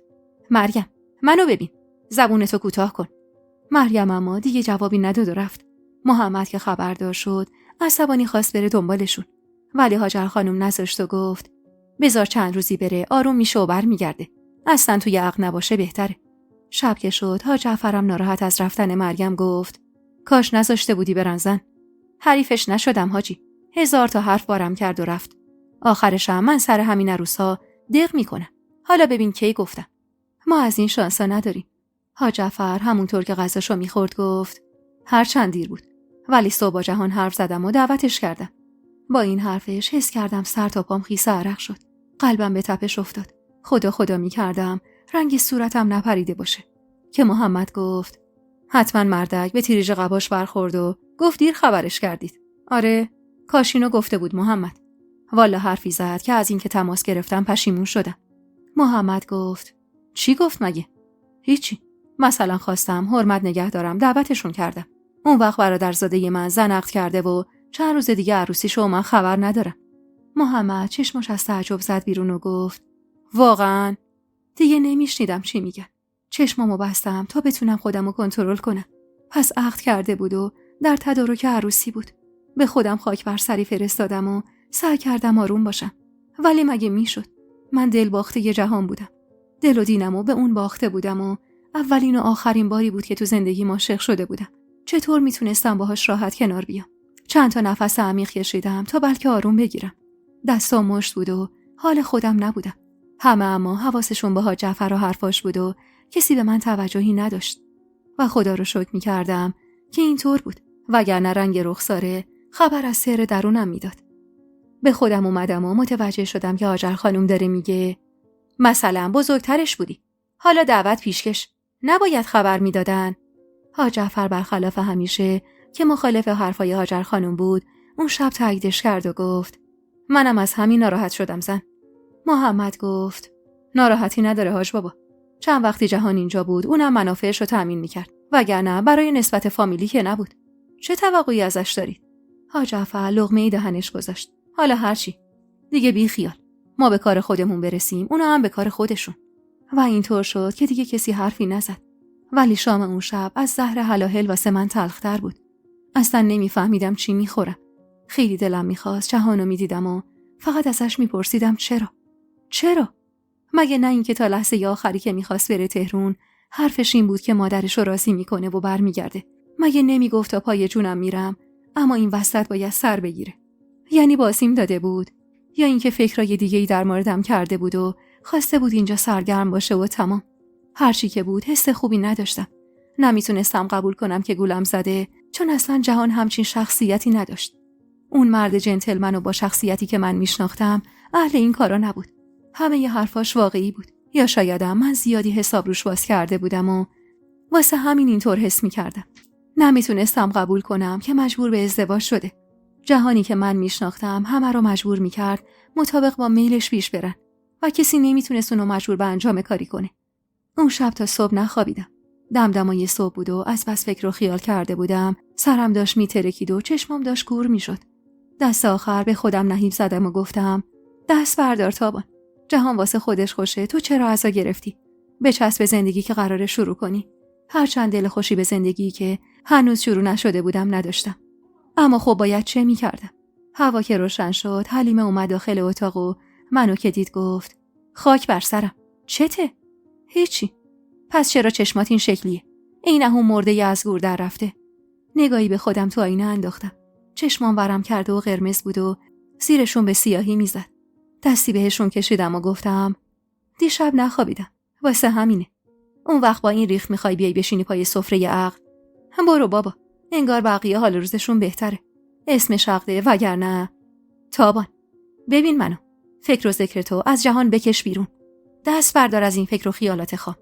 گفتم کشیدم بیرون. اما بعید میدونم. حال روزت اینو نمیگه. کوتاه بیا حلیمه. جنب و جوشی که توی عمارت شروع شد، حلیمه هم رفت تا گوشه از کارو بگیره. بلقیس که اومده بود واسه بزک دوزک من دستی به صورتم کشید و گفت چته دختر؟ من هیچی. چرا؟ چیزیت که هست. اون بار با این که میدونستم بلایی سرت اومده این حال و روزو نداشتی. گفتم تازه از نظرت خوشحالم بودم. نه. سری تکون داد و گفت آره گمونم خوشحالم بودی. چون خودم میخواستم اون کار انجام بشه. در واقع انگار موفق شده بودم بلقیس. الان نمیخواستی؟ نه که نمیخواستم. فقط به خاطر علی. نذاش حرفمو ادامه بدم و گفت اما محمد مرتر از رسول خدا بیامرزه. خوبیت نداره پشت مرده حرف زدن. ولی خودت میشناختیش دیگه. گفتم محمدم یکی لنگه مردای دیگه. داره سر زنش هوو میاره. دیگه چه فرقی میکنه با رسول؟ شنیدم مریمم گذاشته و رفته. حق داره والا. ابروهاش پرید بالا و گفت هوو به هوو حق بده. این فقط از تابان برمیاد. در هر حال امروز عقد کنونه. بهتر این سگرمهاتو باز کنی. بلقیس صورتمو اصلاح کرد و ابروهامو مرتب کرد. اما اجازه ندادم حتی کوچکترین سرخاب سفیدابی به صورتم بزنه. یکی از لباسای نوعی که از قبل داشتم و پوشیدم و وقتی حلیمه خبر آورد که عاقد اومده همراه بلقیس از اتاق بیرون رفتم. محمد با لباسای تر و تمیز بالای مهمونخونه کنار حاجی نشسته بود و عاقدم کنارشون بود. هاجر خانم هم انگار عزادار باشه با اخمایی در هم و لباسای رنگ تیره نشسته بود و 2 تا از دختراش کنارش بوده. منو که دید ازم رو گرفت و چیزی زیر لب گفت که نشنیدم. حاجی کنار خودش جایی باز کرد و گفت بیا اینجا. کنار محمد نشستم و عاقد چیزایی خون و من فقط بله رو دادم و تموم. هیچ شباهتی به عقد کنون نداشت. انگار فقط باید در محضر کسی اون موافقت رو اعلام می‌کردیم و محرم می‌شدیم. نزدیک ظهر بود که مهمونا از راه رسیدن. حاجی فقط با دعوت کردن مهمونا می‌خواست اعلام کنه که عروسش ازدواج کرده. وگرنه اون مجلسی که من دیدم نیاز به هیچ مهمونی نداشت. تا قبل از غروب آفتاب همه مهمونا بودن و بعد برگشتن. نصیر خان با اینکه دعوت بود نیومده بود. هرچند دستم برام مهم نبود، ولی میتونستم بفهمم از زور دلشه که نیومده. شب که شد مثل همیشه فقط خودمون تو عمارت بودیم و عمارت خلوت شده بود. خیلی عادی سر سفره شام نشستیم و بعدم هاجر خانم علی رو بغل گرفت و گفت پیش من میمونه. میدونستم منظورش چیه و همین باعث خجالتم شد. حاج جعفرم بلند شد و رفت. محمد کنارم نشسته بود. احساس معذب بودن داشتم. چیزی که با حضور رسول اصلا احساس نمی‌کردم. میدونستم فکر کردم به رسول توی اون موقعیت کار درستی نیست. ولی خب یه چیز ناخودآگاه بود. محمد خودشو کشید سمت من و دستمو گرفت. چشمامو بستم که واکنش منفی نشون ندم. اما دروغ چرا؟ چندشم شده بود از اینکه دستمو لمس کرده بود. من بعد از رسول فقط و فقط خودمو متعلق به جهان میدونستم. و حالا محمد کنارم. خدایا خودت یه صبری بهم بده تا بتونم از پس این زندگی بر بیام. تو فکر و خیالاتم غرق بودم و چشمام روی هم بود که محمد آروم گفت تا صبح اینجا بشینیم. راستش نه دلم میخواست به اتاق خودم پا بذارم نه به اتاق محمد. توی هر 2 تا اتاق بودم با محمد حس بدی بهم میداد. حس چندش و انزجار. جوابی ندادم که گفت پاشو بیا. همونطور نشسته گفتم میشه اون اتاقا نریم؟ بازنشست و گفت چرا؟ نمیدونم. یه حس بدی داره. انگار منظورمو متوجه شد که گفت خیلی خوب. پاشو با من بیا. بلجبار با پاهایی که توان راه رفتن نداشت بلند شدم. اون رفت سمت پله ها و منم به دنبالش. میرفت سمت طبقه بالا. خدای من. این یکی دیگه نه. این انتهای عذابی بود که میشد به من داد. طبقه بالای اون خونه هر گوشش یادآور جهان بود و من واسه این که از دست خاطرات گذشته رها بشم نخواسته بودم تو اتاقای خودمون برم و حالا محمد منو میبرد به جایی که اصلا دلم نمیخواست. صد رحمت به اتاقای پایین. بالا ذره به ذره‌اش منو یاد عشقی مینداخت که اینطور ناکام مونده بود. حرفی هم نمیتونستم بزنم. خب چی میگفتم؟ بهانه‌ای نداشتم. فقط خدا میکردم سمت اتاق جهان نره و وقتی رفت سمت اتاق دیگه خدا رو 100,000 مرتبه شکر کردم. وارد اتاق شد و من پشت سرش. در رو بست و از داخل کمد اتاق یه دست رخت خواب بیرون کشید و گفت این اتاقا هم الکی خالی مونده. همه جمع شدیم اون پایین که چی؟ مگه سالی چند بار مهمون میاد؟ اصلا مهمونم بیاد. مگه چند نفر میان این همه اتاق بالا خالی مونده؟ محمد غرغر میکرد و رخت خوابو پهن میکرد. وقتی که پهنش کرد بالشو به دیوار تکیه داد و آرنجشو تکیه داد به بالش و پاهاشو دراز کرد و گفت میخوای تا صبح همونجا دم در وایسی؟ سرمو به نشونه منفی تکون دادم که گفت پس بیا. محمد خیلی راحت بود ولی من اصلا راحت نبودم و این چیزی نبود که مردی مثل محمد درک کنه. روی لحاف که نشستم محمد منو کشید سمت خودش. اون شب یکی از عذاب‌آورترین شبای زندگیم بود. محمد راحت گرفت خوابید اما من تا دمدمای صبح بیدار بودم. آخر سرم از زور بیخوابی بیهوش شدم. نمیدونم چقدر خوابیده بودم که با سر و صداهایی از خواب پا شدم. محمد کنارم نبود. پس زیاد خوابیده بودم. توی اون اتاق هیچ وسیله و لباسی نداشتم. واسه همین مجبور شدم با همون لباسای شب قبل برم پایین و ببینم چه خبره. اما همین که بالای پله ها رسیدم و خواستم قدم بردارم به سمت پایین، صدای مریم به گوشم رسید که واضح دعوا می‌کرد و بعد صدای هاجر خانم اومد که گفت آروم بگیر. چرا صداتو رو سرت انداختی مریم؟ چه آرومی خاله؟ نمیبینی چی به سر زندگیم اومده؟ زن باشو، شوهرتو نگهدار پیش خودت. اما خاله چیه؟ دروغ میگم. بگو دروغ میگی. خبری از معدا نبود چون صداشون نمیومد. که البته اگه بودن مریم جرئت نمی‌کرد اینطور داد بزنه. پایین نرفتم و همونجا ایستادم. صدای هاجر خانم اومد که گفت یاد بگیر از این مار خوشخط و خال. ببین حتی از اتاقم بیرون نمیاد. اون وقت تو چی؟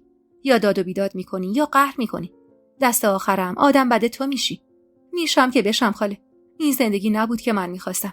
زندگی نبود که بهم قولش رو داده بودی. من این دختر رو از این عمارت که هیچ، از این ده بیرون میکنم. حالا ببین و تماشا کن.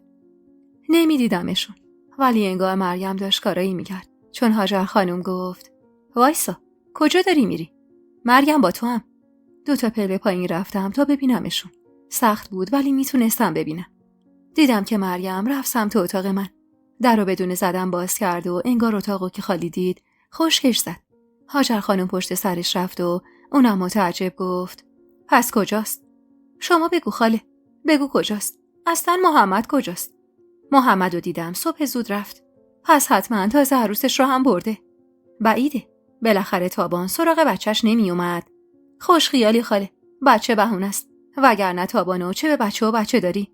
دیگه نتونستم تحمل کنم و پله ها رو رفتم پایین.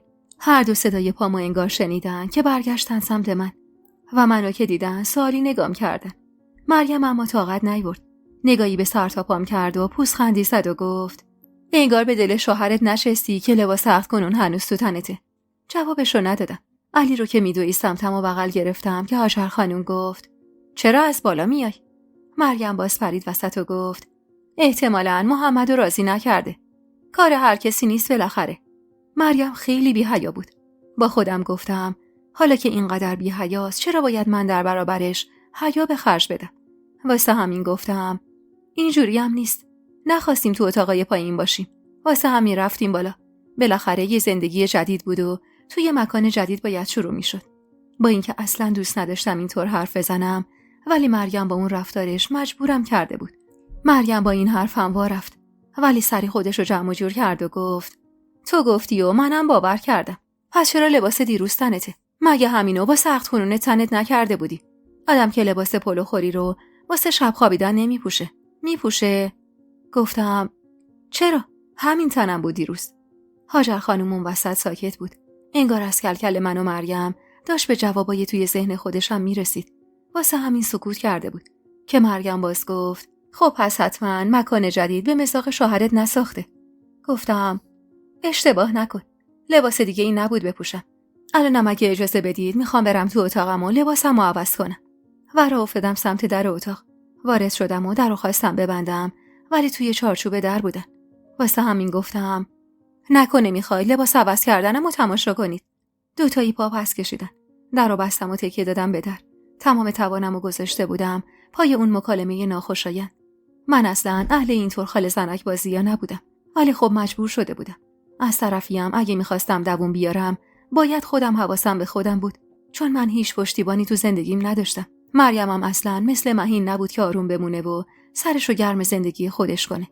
محمدم رسول نبود که بشه با کمی مهر و محبت و زبون بازی رامش کرد و مهمترین که هاجر خانم طرف مریم بود. هرچی بود خاله و خواهر زاده بودن و گوشت و استخون از هم جدا نمی شدن. علی رو زمین گذاشتم و لباسامو عوض کردم که حلیمه در اتاق زد و اومد داخل. چیه سر صبح گرد و خاک کردی تابان؟ چه گرد و خاکی؟ حرف زدن جواب شنیدن. تابان دهن به دهنشون نذار. اونا آروم بگیرن منم آرومم. شنیدم دیشب بالا بودید. گفتم چه خبرها زود پخش میشه؟ آره. چرا؟ حلیمه توقع نداشتی که توی اتاقی که با رسول بودم بمونم یا برم اتاقی که محمد و مریم میمونه؟ هان؟ نه. ولی حالا چرا اینقدر عصبانی میشی؟ خسته شدم از بس همه چی رو باید براتون توضیح بدم. حلیمه علی رو بغل کرد و رو به علی و خطاب به من گفت بیا بریم پسر خوشگلم. این مادر تو زیادی امروز بدخلقه. حلیمه و علی که رفتن نشستم و یه دل سیر گریه کردم. از زمین و زمان شاکی بودم و بیشتر از همه از خودم. چرا انقدر بدبخت بودم که به خاطر تهدید محمد مجبور شده بودم تن به این ازدواج بدم؟ چرا اونقدر بدبخت بودم که فکر می‌کردم جهان تا پای جونش پای من وای میسته؟ این چه زندگی و تقدیر شومی بود. کاش مثل مادرم مرده بودم و راحت شده بودم. اما همه اینا یه مش غرغر توی ذهن خودم بود و باد هوا. تا خود ظهر گریه می‌کردم و دل بی صاحبم آروم نمی‌شد. حالم از خودم به هم می‌خورد که شده بودم زن محمد. هر جور که بود گذشت و ظهر که شد سر سفره نشستیم. حاج جعفر رو به مریم گفت کار خوبی کردی برگشتی بابا. آدم که از خونه خودش قهر نمی‌کنه. مریم اما با پررویی گفت نباید میدون خالی میذاشتم. همون 2 روزم اشتباه کردم رفتم. پس دیگه اشتباهاتو تکرار نکن. محمد رو به حاجی گفت اتاقای بالا خالی مونده. دیگه مهمونی هم که نمیاد. راستش تصمیم گرفتم با تابان بالا بمونم. هاجر خانم پرید وسط. چه کاریه؟ این همه اتاق خالی پایین داریم. اتاقای پایینو نمیخوام. هاجر خانم باز خواست چیزی بگه که حاج جعفر گفت راست میگه هاجر. دیگه مثل قدیم که رفت و آمدی نیست. چه فرقی داره پایین یا بالا؟ هر جا راحتید بمونید. بی تفاوت به صحبتاشون سکوت کرده بودم که مریم گفت پس ما هم میاییم بالا. محمد همونطور که سرگرم غذا بود گفت با 3 تا بچه سخت بالا موندنت. خب تابانم بچه داره. یکی رو میشه کنترل کرد. اما تو 3 تا داری. همچین میگه انگار از خونه آقام آوردم. محمد قاشقو توی بشقاب رها کرد. قاشق صدای بدی داد و گفت با من 1 به 2 نکن. تو هم تابان. وسایلتو جمع کن میبرم بالا. بعدم از جا بلند شد و رفت بیرون. حاج جعفر بلند شد و گفت نشد یه بار سر این سفره همتون آروم بگیرید بتونیم 2 لقمه غذا رو در آرامش بخوریم. اینا رو گفت و رفت. بعد از رفتنشون هاجر خانم رو کرد به من. چی بهش گفتی پرش کردی؟ با تعجب نگاش کردم و گفتم من چیزی نگفتم. پس چرا یهویی تصمیم گرفته بالا بمونه؟ چه میدونم. شاید واسه خودش هم سخته تو اتاقایی بمونه که یه زمانی برادرش بوده. یادتون که نرفته. تو اتاقی که من الان هستم قبلا رسولم بوده. اتاق مهینم که قبلا رسول توش بوده. خب مگه چند تا اتاق باقی میمونه پایین؟ فکر نمی‌کنم هم توضیح و فهمیدنش انقدر سخت باشه. هاجر خانم چیزی نگفت. شاید به این موردش فکر نکرده بود. ولی مریم کوتاه نیومد و گفت محمد بره بالا منم با بچه‌ها میرم بالا. گفته باشم. در ساختمون باز شد و محمد اومد داخل. ما رو که در حال بگو مگو دید بلند گفت به جای زبونتون دستاتون کار کنه. تابان من به تو گفتم چی کار کنی؟ از جا بلند شدم و گفتم الان انجام میدم و رفتم سمت اتاق. صدای مریم اومد که گفت محمد، ما هم میاییم بالا. گفتم نه، زبون آدمیزاد حالیته. ولی مریم، وقتی میگم نه یعنی نه. هاجر خانم صداش اومد که گفت آروم بگیر مریم. محمد اومد توی در اتاق و گفت اگه چیز سنگینی هست تا بگم یکی بیاد ببره. گفتم فقط رخت خوابا، اونا رو ول کن، بالا هست. خوشحال شدم از اینکه مجبور نیستم رخت خوابای اون اتاق ببرم بالا. راستش دل خوشی به زندگی جدید نداشتم، ولی نمیخواستم هم اثری از زندگی گذشتم توی زندگی جدیدم باشه. خودش به حد کافی واسم زهر بود. دیگه با آوردن چیزای گذشته زهرتر از اینی بود که میشد. از طرفی هم خوشحال بودم که از اون اتاق میرفتم و این خودش مورد خوبی بود. نمیخواستم مدام خاطراتم با جهانو مرور کنم. هرچند طبقه بالا هم خاطراتی بود، ولی نه اونقدر زیاد. تنها چیزی که اذیتم میکرد اتاقی بود که هنوز وسایل جهان توش بود. البته که درش قفل بود، ولی خب جهان حتی برای بردن وسایلش هم نیومده بود. هر چی که بود ما نقل مکان کردیم به اتاقای بالا. وسایل شخصی خودم و علی رو با کمک حلیمه بالا بردیم و توی اون مدت هاجر خانم دست به بغل ما رو نگاه میکرد و اجازه نداده بود هیچ کدوم از اهالی عمارت کمکی به ما کنن. البته محمد نبود که اگه بود هاجر خانم نمیتونست اسبش رو بتازونه. آخرین وسایل جابجا کردیم که جلو ایستاد و گفت خوشحالی؟ از چی؟ از اینکه میونه مادر رو با پسراش خراب میکنی؟ من کاری نمیکنم. من تو رو میشناسم مار هفخط. اون از رسول که نذاشتم ادامه بده و گفتم رسول مرد و تموم شد، ولی نیش و کنایه های شما تموم شدنی نیست. مال بدقدمی تو بود. چه کنم الان؟ دست از سر محمدم بردار. دیدید که اون دست بر نداشت. اون عذاب وجدان داره به خاطر برادرش. وسیله دستم بود و دستم داشت اذیت میشد. واسه همین گفتم میبینید که دستم پره. با عصبانیت گفت وقتی باهات حرف میزنم فقط جوابمو بده. وسایل روی زمین گذاشتم و گفتم بفرمایید. کمی نگام کرد و بی مقدمه گفت دوستای عزیز و مهربونم، یک دنیا ممنونم که تا پایان این قسمت همراه هم بودید و خوشحال میشم اگه نظراتتون رو در مورد این قسمت توی کامنت ها با ما به اشتراک بذارید.